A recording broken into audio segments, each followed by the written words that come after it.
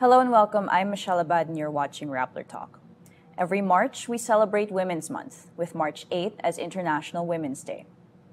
It's a thriving movement for gender equality in the Philippines, and it involves generations of women's advocates. Today, I have with me in the studio Shebana Alqaseer, co-founder of the Young Feminists Collective, and Sylvia Claudio, former dean of the UP Diliman College of Social Work and Community Development. And of course, as we always say that we should be involving men in our conversations about gender equality, co-hosting with me is Rappler Senior Editor, Chito de Vega. Hello. Hi, so Vance, Dean Guy, welcome to the show. Thank you. Thank you for having us. Happy Women's Month. Yes. Okay, so I think just to start with the first question, let's talk about the general state of women's equality in the country now, starting with two seemingly contradictory studies. So last year, the United Nations Development Program found almost all, or 99.5%, of Filipinos held biases against women. And this despite being one of the most gender equal nations in the world, according to the World Economic Forum's Global Gender Gap Report. So these seem to be quite contradictory. What are your thoughts on that in the Philippine context? Anyone can start. Okay, I can start. For me, there are many things that we can't quantify. While metrics are good indicators, I think about it as, I ask the question, what do we measure? And when we measure, how deep do we look into things? Because the global gender gap of the World Economic Forum only covers, education, participation, politics, economy. But what about the quality of life that we have? And even the measures right now that we have don't really have concerns on early childhood development, who does the care work and all that. And even for the participation, if it's numerically, how do we qualitatively assess it and analyze it? There are many women politicians, but they're from dynasties. So for me, there are two different indicators and analysis of the women's participation and equality in the country. And I think we should go beyond just equality and towards justice. Yeah, to be a bit academic about it, feminism is a political philosophy. It's many things, but it's also a political philosophy. And it has strains, many strains, no? So there's nothing wrong with measuring what we would call parang the liberal measures of women's equality. And remember, liberalism is really about the vote, which is why you continue to measure women's political participation. It really is about education, which is not a bad thing, because the early liberal feminists of the Philippines were working for the vote and were working for equal access of education of women, and of course literacy. So if you look at the report, we come out well, and I don't think that's a bad thing. I think we should continue this good thing and accept praise for it. But after liberalism and liberal feminism, there are new types of feminism that measure other things. So, for example, one political strain would measure sexual and reproductive health and rights. That's not coming from that liberal political philosophy. It comes from another strain. And when you look at it, we're the last country in the world without divorce. Yeah. The last country in the world where we're a limiting and smaller group of country where abortion is banned under all circumstances. And that puts us in a small group of countries like the extremely repressive theocracies of the Middle East that are really very backward also in terms of their own Doon tayo nakahanay. views. Doon tayo nakahanay. That a large majority of the world allows some amount of leeway when there's a threat to the life of the woman, in cases of rape. So it depends nga, as Vance was saying, on what you're measuring. But, I think we should celebrate our achievements and hope we keep them, because literacy is also slipping for the population in general. Especially during and when that slips, women again will be disproportionately affected, as well as poor Is the communities. slippage only for women? No, it's across the board. Oo, no, lahat. Pero what we say as feminists is when you look at a general problem, you will find that certain disadvantaged groups are even worse off. So when literacy slips, the likeliest victims will be indigenous Parang ganun din, people. mababa. Yeah, marginalized. Yung mababa na women. lalo pang bababa. Oo, Further at the exactly, margin. exactly. Habang yung mayayaman, yung mga will not be as affected by it, di ba? Usapin siya ng intersectionality. Yeah, I think doon din ako nanggagaling din, guy, na parang, okay, women are able to find jobs. Women can go to school. Yeah. But the struggles that you experience while you're at those jobs and schools are very much different. And a lot. And I think if we track how much time women are spending doing the housework, it's still very disproportionate. Unpaid domestic care So work. yung double burden of women na malaki ang trabaho sa bahay, tapos magtatrabaho pa sa labas, talagang they sleep less, they have less leisure time, and they're less likely to spend in the office doing politics that will advance them. Parang di ba? ayoko kayong tignan tuloy. Di ba? Kaya pag uwi mo ng bahay, you still have a lot of work to do. And also, the biases, the judgment of people, di ba? Parang, if you decide to do full-time job and get a helper to take care of the kids, what would people say? So yung biases that the UN report is saying are still very much present. Deciding not to have a child to focus on my career, aka me. But, people, even your families would have a thing to say about that. Yeah. So it's really a general assessment of like there's nuance in everything. There are some wins, but in those wins, it still depends. Is everything still a winner? Is there still work that has to be done? So maybe, Dean Guy, could you give us some background about how we got to this point? Like, how has the women's rights movement evolved throughout the years? What were the wins that we have? And what are some continuing struggles that we're still working on? Officially, I suppose, in the sense that it's in the documents of the Philippine Commission on Women and our National Historical Commission, we celebrate our feminism as more than 100 years old with the founding of La Asociación Feminista Filipina. Now, mahalaga yon because they actually used the word feminista. Yeah. So, and this was in 1902? Ibig sabihin, may ganun na or salita. 1905. Yeah. Isang century ago. Asociación- Leading to the suffrage. Oo, That Asociación was the suffrage. Feminista The year the Filipina. suffrage was being. Yeah. So, syempre, turn of the century, Spanish pa yung isa sa mga ginagamit talagang salita noon. So, they used that Spanish title, Asociación Feminista Filipina. We always say na, so it wasn't a Western influence in that sense. Na, nung nagsimula ako, Michelle, parang yun pa yung sabi nila sa mga feministang katulad namin na hindi lang kami makahanap ng lalaki, galing kami sa lalaki, at saka Western influence kami. Bra burning. Galing sa kanluran yung mga ganyang Yung mga pag-iisip. So, we point out na actually mas maaga pa ang mga Pilipina na ginamit yung terminong feminista. Okay. Tapos, ang unang malaking kampanya was the right to vote. 30-year struggle. From when they started until they got the right. At pinahirapan yung mga women. Pinahirapan. Hanggang huling minuto, ibibigay na, biglang nagdesisyon na, hindi, kailangan may plebisito. Tapos may porsyento na dapat bumoto sa plebisito at pumayag na pwede nang bumoto ang kababaihan.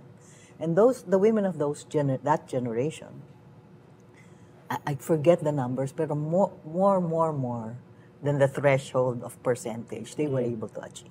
Okay, so that's the first, no? And then, for me ito na yung the second, let's say, wave of feminists began in the late 60s, early 70s. And many of us, or those women, were coming from the anti-Marcos dictatorship struggle, the student movement of the 70s, and we were trying to convince our male progressive colleagues that feminism was an important issue. And some of our male progressive colleagues said, okay, and some of them said, no way.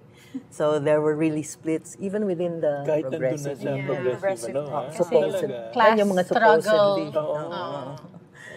So, sa kanila kasi parang mas mahalaga daw yung class struggle, secondary lang yung women's struggle. Pero di ba nung panahon na yun, nung panahon ni sikat si Mau half the sky. Oo, women Diba? Yun ang hold ganun up ang the thinking, sky. di ba? Oo.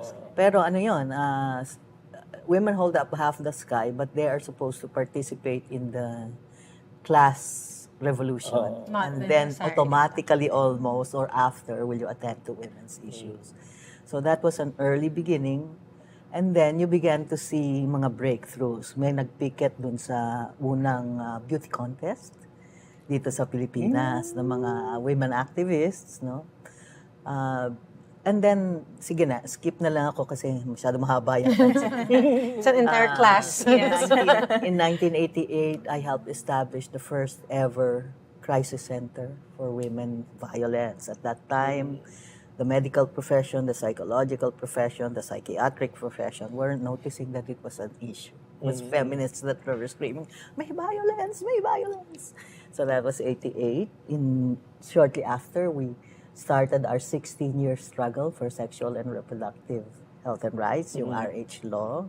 Again, that's going back to your question, Michelle. What do we measure? Yeah. Yeah, and what is it that are we really so successful? No? 16-year struggle yon, right? And it's actually not finished kasi Yeah. sila bans are This is still the RH working. thing, the RH bill. Oo, Yeah. this is Implementation RH law. naman. Yeah. Oh, and there are issues like adolescent sexuality. So it's a long history in answer to your question. And again, there are gains because as I was saying, when we started, feminism was a bad word. Feminists were man-haters who were ugly and Western influenced and we weren't even in media seeing any. We were really seeing awful portrayals of women at that time. So we have gains, but it's not ended. So, Vance, what do you think are the most pressing issues in the women's rights movement today? It's so difficult to answer that question kasi there's a lot of issues. I don't want to be the one to say, this is more important than the other. It's wide-ranging. But I guess to name a few, and it's so also amusing to look back to history and see some we've already won, some we are still trying to win. First, as the guy mentioned, yung access to our SRH services, it's not yet fully realized, both in terms of the implementation of the RPRH law and the rising cases of early unintended adolescent pregnancies. We have the 10 to 14 years old, according to the Commission on Population and Development, increased to 35% the past 2 years. So this is alarming. They need access to SRH services, education, and all that. We still haven't realized that. And then, of course, GBV persists. In relation to that, we have divorce. Wala pa tayong divorce in the Philippines, care work, and women's genuine, meaningful, transformative participation in decision-making, not just the political participation. So if, looking into the things that we still haven't got, and we need to realize, just to add, of course, that is coming from my perspective, also being a bit privileged. Some women have it, worse. Access to basic services is still not, accessible to all. But just to say that there's a common thread among all this, no? It all boils down to women's access to, women's agency, control, ownership, and power. And I think we need to make up space for that, recognize that, and enable that. Yeah, you think about how there were some legislations that were passed, even in the most recent administration, like we have the Safe Spaces Act, we have Anti-OSA, the Age of consent law. Age of consent, and then the anti-trafficking law was also expanded. But then, even if we have those wins, we also realize that there's still things that we're working on. Yes. And speaking of the last administration, and the administrations that we're working with, so we're now almost 2 years into the Marcos Jr. administration. But to recall, analysts and advocates would say that former President Rodrigo Duterte normalized sexism and misogyny at no less than the presidential seat. So Even with the Duterte administration farther in memory now, do you think that the culture of sexism that he normalized is still sticking around? Any? Yeah, I think wake-up call yun eh. Kasi hindi, malaki, no? And when the president speaks, it's policy, as we used to say. And his normalization of the worst forms of woman hatred, pambabastos, slut-shaming of political enemies. Complete disregard Yeah, of yeah. But why did it fly? Yeah. Yun yung tanong natin, di ba? Sa campaign rallies niya, nagtatawanan yung mga tao. Institutions failed us, even in government, not nahimik. Yeah. Even some women's groups were quiet for a Supported long while or supported him. So you can see na huli naman palagi ang massive cultural change. At sa tingin ko, tatanggapin natin na ang laki pa rin ng cultural resonance ng hindi man naintindihan ng mga tao yung misogyny. Di ba? They don't even, if you ask the ordinary person, ano yung misogyny, itra-translate mo pa sa, hindi naman exactly translated yung pambabastos, pero yon mas naiintindihan nila, di ba?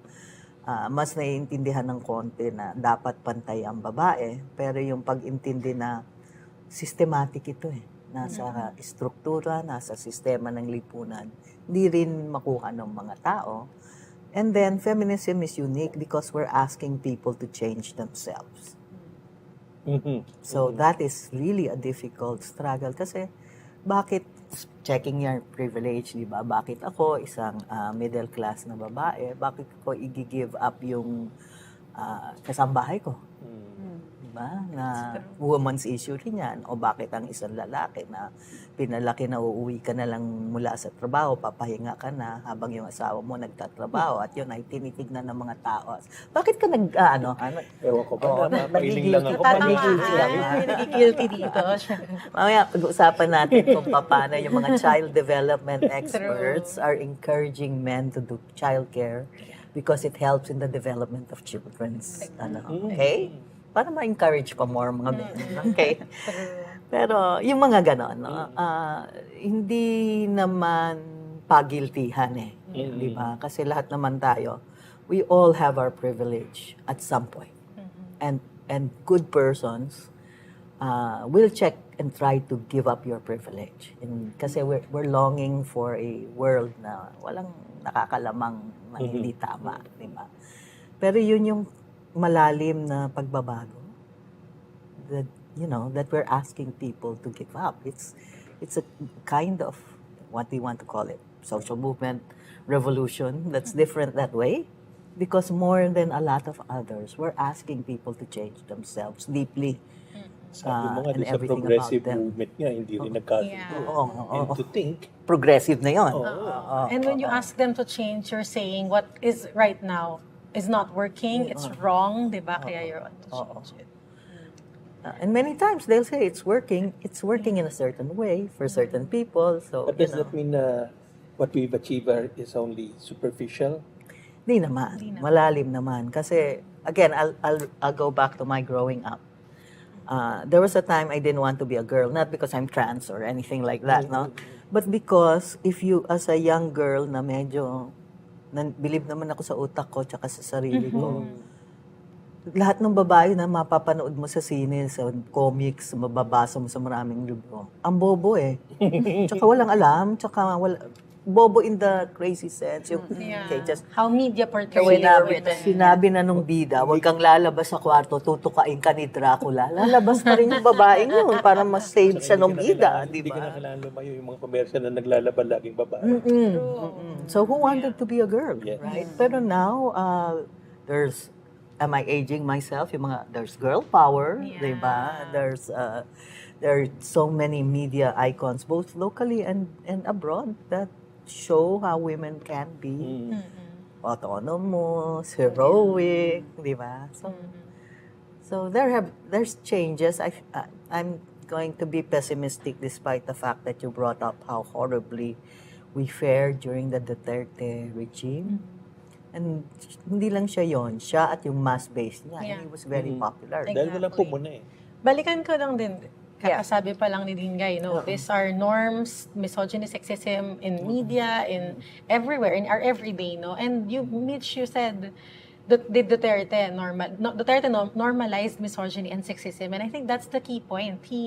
It was there even before he got the position, he became president. And he didn't just normalize it, he emboldened it. And this didn't happen overnight, and it won't change overnight. So even after 2 years after the Duterte administration, hindi pa yan mawawala until we actually do Pero more.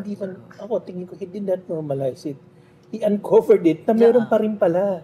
Na popular pala siya. Popular siya. Diba? Na popular Nakatawa-tawa siya. You But become despite sexist. na claiming na, okay na kami, pro-ganito kami, natatawa pa rin kami sa mga bastos na joke. Parang ganun. Pero yung sinasabi mong parang skin deep ba yan o malalim? Kasi parang skin deep. Kasi nung nagsimula na siya, tinanggap. Pero at least nasimulan sana yon na there was a time, hindi nakatanggap-tanggap na ang isang government official or ang isang media person would say that. Whatever they felt really, hindi na dapat sinasabi. Sa akin, that's a good starting point. Kasi behavior eventually leads to attitude change.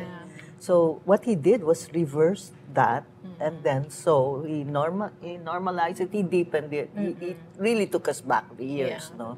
If someone had the decency to continue at least not talking like that, won't curse at baka everyone. lumalim na sana yung ating gains. Pero it became very shallow because somebody reversed it. Yeah. And actually, some people might say that President Marcos Jr.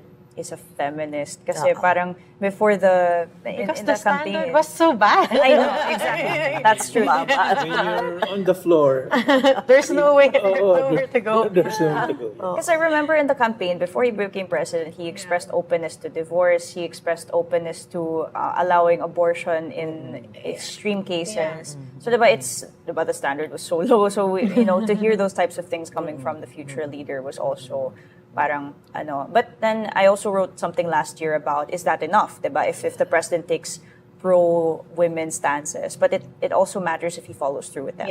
Diba? Kasi how much have we actually seen policy-wise? We are yet to see the gains Exactly. of those pronouncements. So speaking of policies, let's talk about one that has been making the news recently. So the Philippines remains the only country in the world without divorce, and most of the women's rights-related pieces of legislation gaining traction in Congress is the divorce bill. So maybe on this note, Vance, what are your prospects on this? Do you think we'll see divorce in the Philippines soon? Just the past, 2 weeks, we've been hearing talks about, its progress at the House of Representatives. I'm gonna be honest, it won't be easy, but it's an uphill battle. But we could be optimistic and hope that we could see some progress and movement at least in the House. I don't think it will still be tackled in Senate, but we can hope, of course. And it's just also to add, we've been talking about this a while back, that the version now is, I guess, more acceptable to many because it's not the no conditions kind of divorce. It has some levels and conditions, which means, some people might be more positive about this version of the bill. You want to add anything? Well, I'll reserve mine. No, I'll get into it. Okay. The problem with social legislation, bills like divorce, abortion, for example, or even our struggles for reproductive health bill, is really the Catholic culture sa Pilipinas. Yes, and I'll ask the question again para to get your role in. Because speaking from jumping off of divorce and how there were different factors coming in, how do the dynamics of politics and religion hinder the progress of pro-women legislation? Yeah. The Catholic Church in the Philippines is also very particular because it has its progressive part in terms of, for example, its view of EDSA, or even its participation in the People Power Revolution of 1986, where Cardinal Sin called for the people to come to EDSA, and large sections of the church have participated in the recent celebrations, which the Marcos administration tried to erase to a certain extent. Even yung anti-EJK position during the time of the Duterte administration. So on certain issues that have nothing to do with women, they are progressive. They're with the, us. yeah. But the social issues that affect women most, the church has a very backward social position in the Philippines. And, ang kultura natin is very Catholic. And I accept, hindi ko naman kinagagalit yun. Ganun lang talaga ang ating kultura. And that's why the church's opposition to divorce, to changes in abortion, is met also by a conservative section of our society that thinks themselves either good Catholics or that's the prevailing norm because that's the culture. No? So, in one sense, the church is not a force for social progress, especially when it comes to women. It keeps us backward. And more importantly, in its refusal to step back from interfering with the state, it is also an anti-democratic force. Because in our constitution and in many democratic societies, churches wouldn't dare to do, whatever church, right? Protestant, Catholic, whatever. In more democratic societies, churches wouldn't play the hard game that the church does in the Philippines when it comes to politics and partisan politics. So yun yung mahirap. The church itself is an institution that is as patriarchal. And so we need to look at that as well. Pero sa Kongreso, kung titignan nyo rin, hindi lang mga Katoliko ang salungat sa There's this si Congressman Abante na hindi naman Katoliko na daig pang bulldog kung magbantay sa di ba? Yeah. Nagulat nga. Pagdating doon, nagkakasundo sila pagdating sa mga ganun. Kasi nga, we're talking, why do I say parang backward yung social policy ng church? Kasi talagang very protective siya of patriarchal culture. Kaya si Abante, baka hindi naman siya Katoliko, but he's one hell of a patriarch if you ask me. Yes. And I think yung power dynamics din like the church has so much power, elected officials have so much power, and I hope, someday we'll have more feminist leaders in government, in legislative unit to push for this agenda. Parang napaka-rare kasi ng isang politiko na who crosses the church At hindi takot, no? Yeah. at nananalo. Yeah. Ilan-ilan lang yung mga ganyan. Yeah. Pero na-experience natin yan sa RH struggle, no? Sa bagay. Karamihan ng Pilipino at a certain point were already for the bill. And they knew the bill, na hindi lang yung, we're for contraceptives or reproductive. No, they knew yung laman ng bill, yung sinasabi ng bill, and you would get large majorities for contraceptive access. Even in Cebu, where supposedly very prominent ang archdiocese and simbahan, you would get pluralities, for example, in more controversial issues like services for adolescents or sexual education. Pero pluralities pa rin for the bill. Okay? And yet, yung mga kongresista, hindi nakikinig dun sa kalamihan, no? At maraming nagsasabi, I'm just following my bishop, I'm being a good Catholic, na gusto mong sabihin, have you read your constitution, sir? Diba? So, yun na nga yung sinasabi ko, ang hirap ng demokrasya. Kung ganyan. Kasi, kung sarili mong kongresista hindi nakikinig sa taong bayan, tapos hindi pa nagbabasa ng konstitusyon, problema natin yan, no? But that's the power talaga of the church itself and its influence on legislation. Pero na-test yan eh. The church went out for what it termed abortion candidates. Actually, candidates who were supportive of the RH bill, which is not an abortion bill. Nanalo naman, Riz Ontiveros. Yung mga ganyang...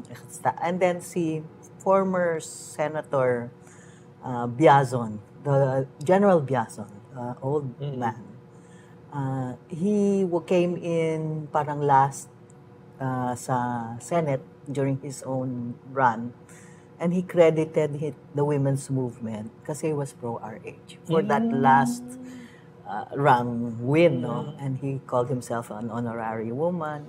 He marched with us during the RH. So, ang feeling ko, the church naman loses to women after a long struggle. They were also not very helpful for women's vote, but the women's movement managed to win them. And then their next historic defeat was, I'm sorry, the RH law.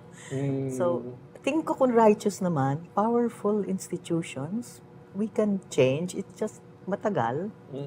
And let me say that it's not controversial anymore. In fairness to the church also.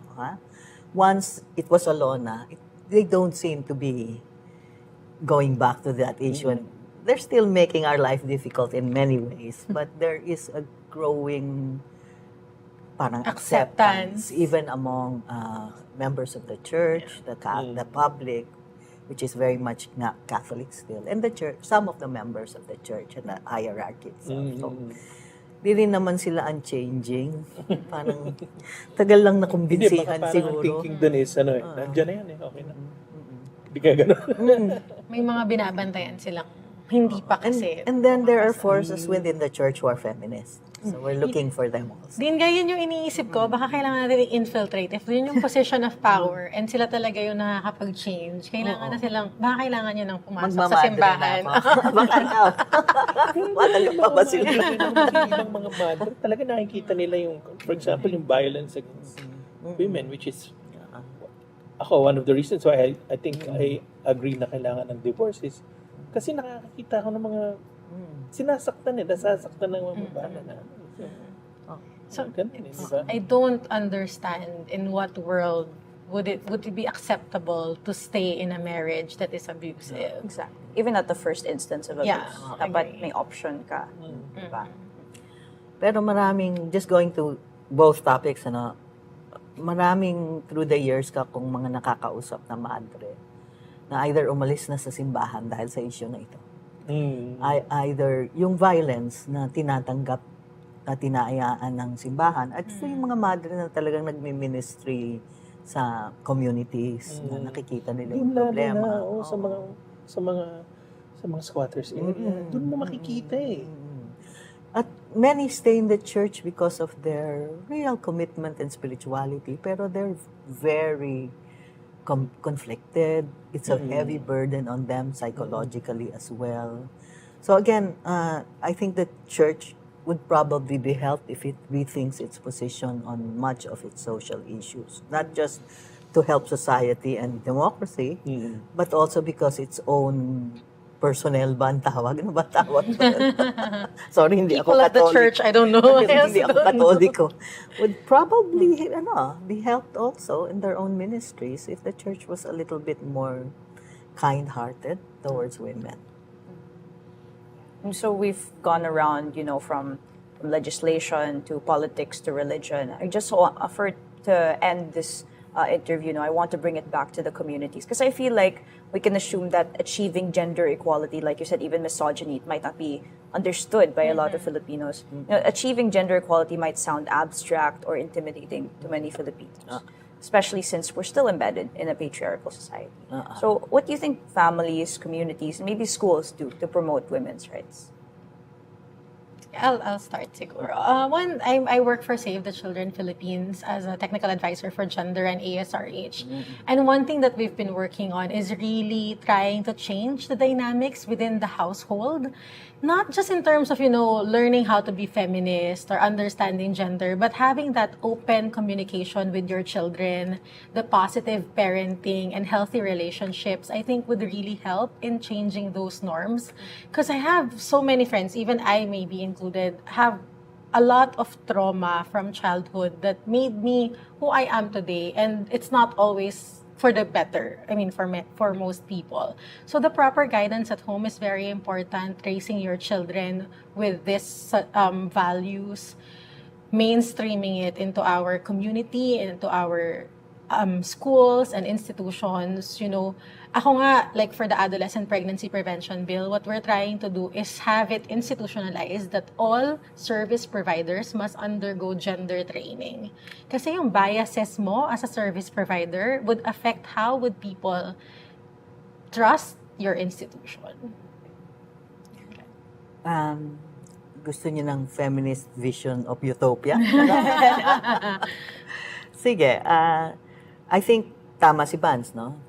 From the start, within families, we have to raise our children gender fair in their ideas. And as I was saying, all the psychological studies are showing, if you raise your children where you allow women to play with men's toys, girls, syempre, to play with boys' toys, and boys to play with girls' toys, they And grow pink up. is not a women's Yeah. color, mga ganun. These children grow up with a far greater set of cognitive abilities.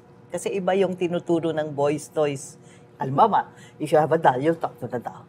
Right? If you have a train set or a construction set, you learn spatial issues. Right? And as you continue, women can be good at math, boys can be better at literature. It's all, it really gives you a broader set of ideas. We are also finding that if men participate in childcare, you get more stable human beings with more clear concepts of what it's like to be a good man in the world. Yung mga ganyan. Care, pati helping Yeah. The house. The In the responsibilities house. In at the house. home. It's not a solo Oo. hindi role ng babae, Kasi role ng family yan. Lahat ng taong marunong maglaba, magluto, magmalengke, lalaki man o babae, alam natin kung gaano kahalaga yan dun sa pagtingin natin bilang tao sa sarili. Kung hindi mo kaya yung mga basic na ganyan, wag na tayo mag-usap ng autonomy, Survival skills yan. independence, di ba? Kaya, napakalinaw na from the start, yung sinasabi ni Van, sa loob ng pamilya, kung equal and gender fair ang upbringing, it's better for not just the girls but also the boys. Okay, that's the first. Outside, when we go outside of the family, you did mention, no? There are some important things that I'll go to the other end of the state. No? Women are the most burdened by the lack of childcare. So we would like to have to continue at the barangay level, mga child care centers na napakalaga sa early child education din, no? Para matulungan ang women. Women are in bad housing, so we would like to be able to give women and their families better houses. And all those community support systems, cheaper electricity, cheaper concerns yun ng women. I would love to expand our conditional cash transfer program. Wag nang conditional, cash transfer na lang. This has been shown in other countries to work. And once you lift the economic well-being of women and their families, it really pays to lessen. So, hindi, women yan, pero buong lipunan din yan ang mahalaga kasi wala namang diferensya sa akin kung api ka dahil babae ka o api ka dahil mahirap ka. Yung ibang mga puntong yan, di ba tinutulak din ng simbahan? Oo nga, kaya nga ang simbahan, hindi ko naman, sabi nila kaaway ko, hindi ko naman kaaway palagi. Minsan-minsan lang, di ba? Okay. So yun yung, on the level of state policy, marami na nga tayong na-achieve. But it's not yet what we need. And then we need to give free education na real accessibility, na gender fair.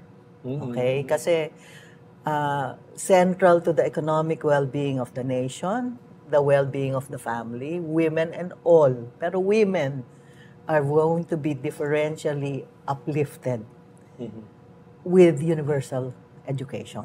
Okay, so do you like my feminist utopia so far? Di ba?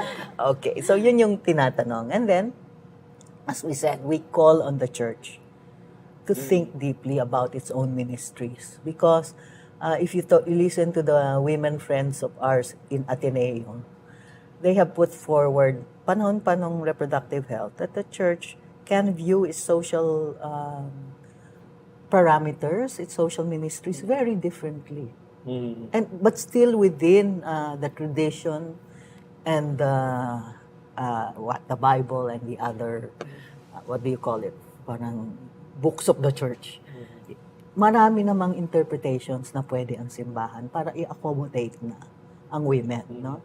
At hindi lang siguro yung simbahang Katoliko, although siyempre pinakamalaki, but all other churches can actually allow women's issues to happen, which is my entry into the culture that we also talked about, di ba?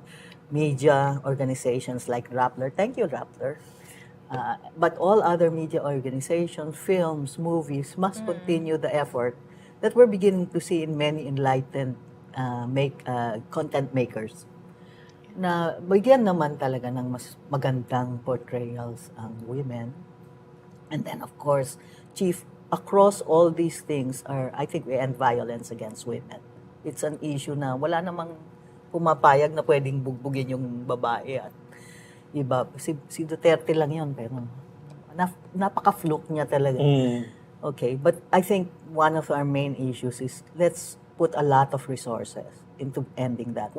If you're even able to diminish that in the Philippines, we also will see benefits, not just to women, pero their children. You know how traumatized children are, diba? Because of the violence. So I think, I could go on, but maybe I'll stop there because I painted, I think, a picture that I hope people like. There's many things to talk about, but I think we can end on that note for now. So thank you so much, Vance, and thank you for having us. Thank you for joining us. I hope I was able to contribute. Oo naman. Again, this is Michelle Abad for Rappler Talk. Happy International Women's Day.